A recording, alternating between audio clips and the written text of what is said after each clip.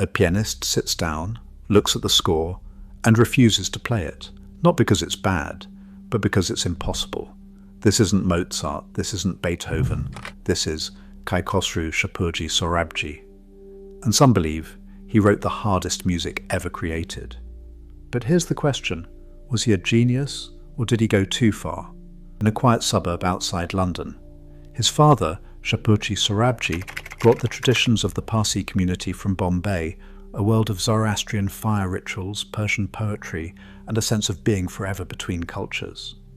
His mother, Madeline Worthy, claimed English blood with roots stretching to Spain and Sicily.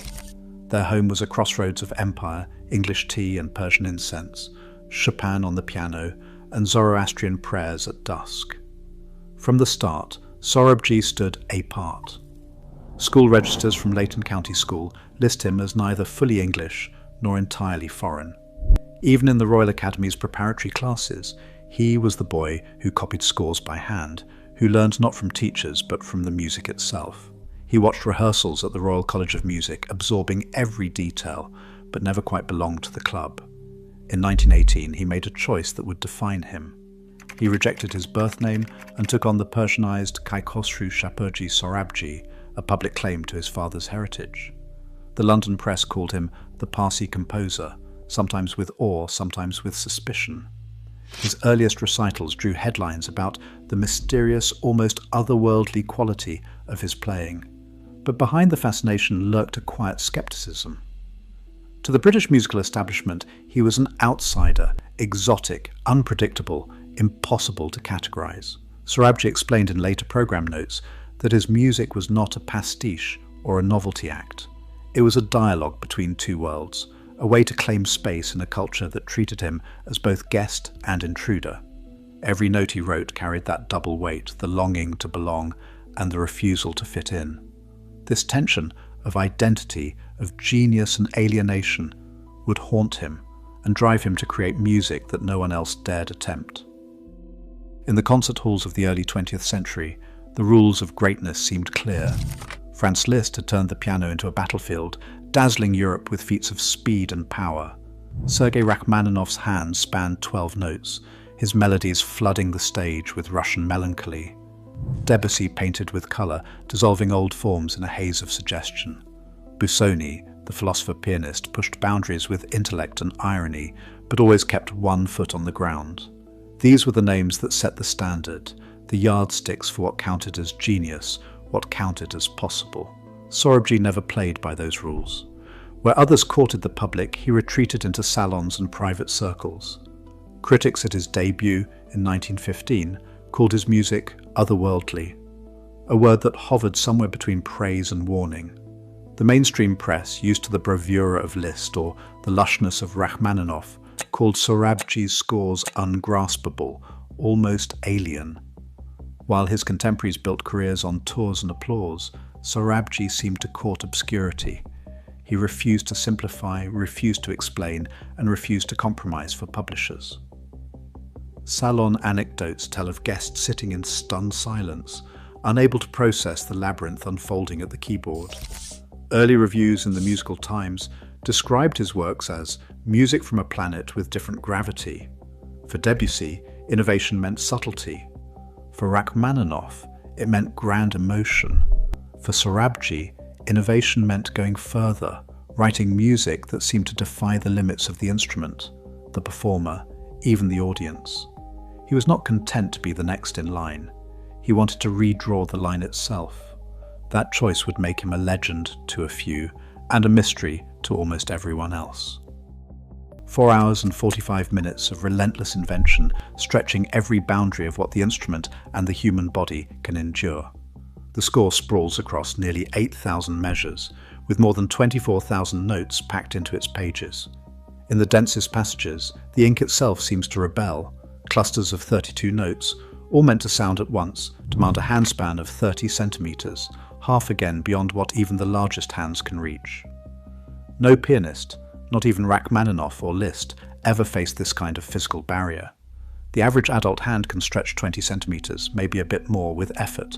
Sorabji's demands are not just difficult, they are anatomically impossible.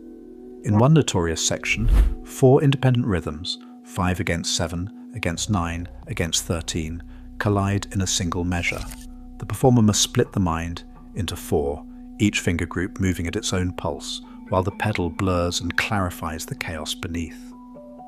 The score calls for repeated note tremolos at speeds approaching 22 notes per second, while simultaneously lifting and replacing the pedal up to 15 times in a single second. The piano's mechanics aren't built for this, neither are most bodies.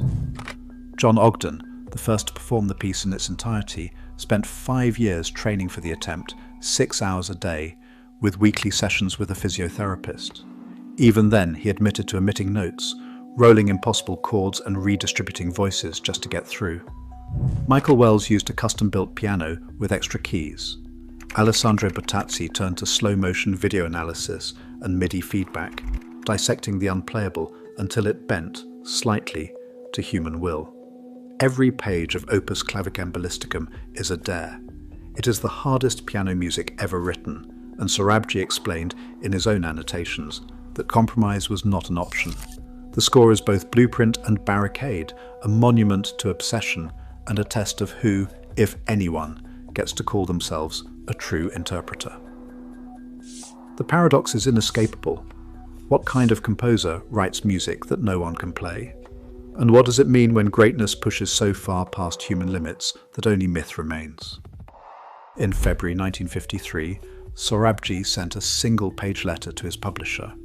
The message was blunt: no part of his music could be performed in public without his written consent, and that consent would not be given.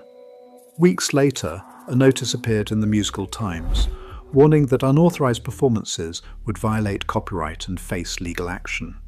For the next 20 years, Sorabji's music vanished from concert halls, locked away by his own decree.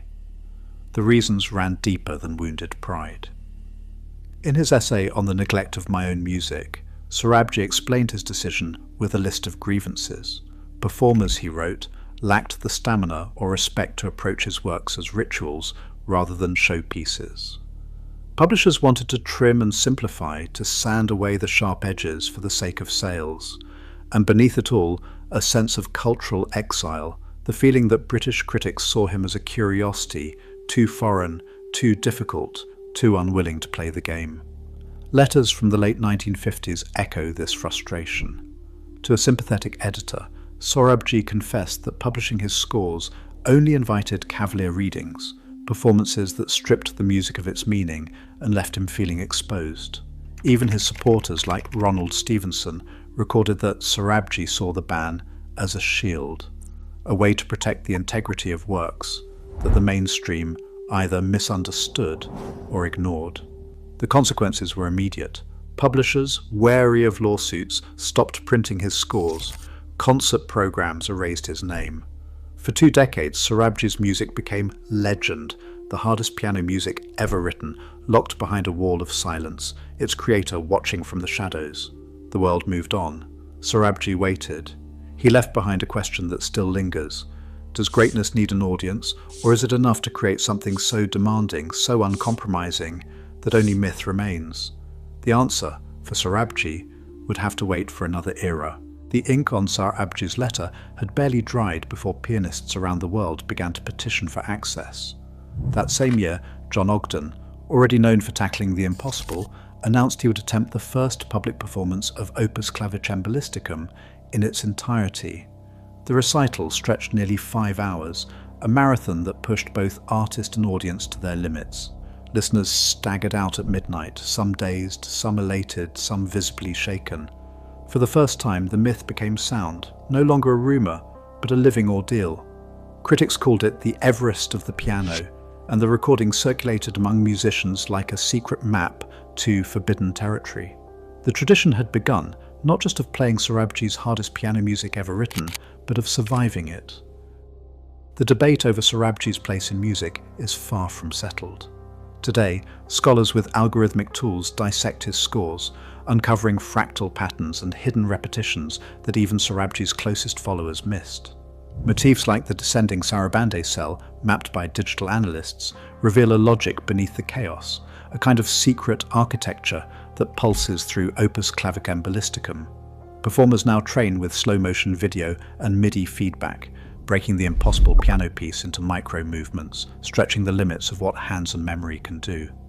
In the age of streaming, where attention spans flicker and music is measured in seconds, Sorabji's 4-hour labyrinth stands as a dare. Is this genius or just excess? Every new performance, every fresh analysis throws the question back to the audience. The hardest piano music ever written is no longer just a private ordeal. It's a living argument about what greatness in classical music really means. Today, Opus Clavicembalisticum still haunts the edges of what's possible. It is proof that the hardest piano music ever can also be the most forbidden. Sorabji explained nothing. Genius or madness, he left us with an impossible piano piece and one question: is greatness measured by who listens or who dares to try?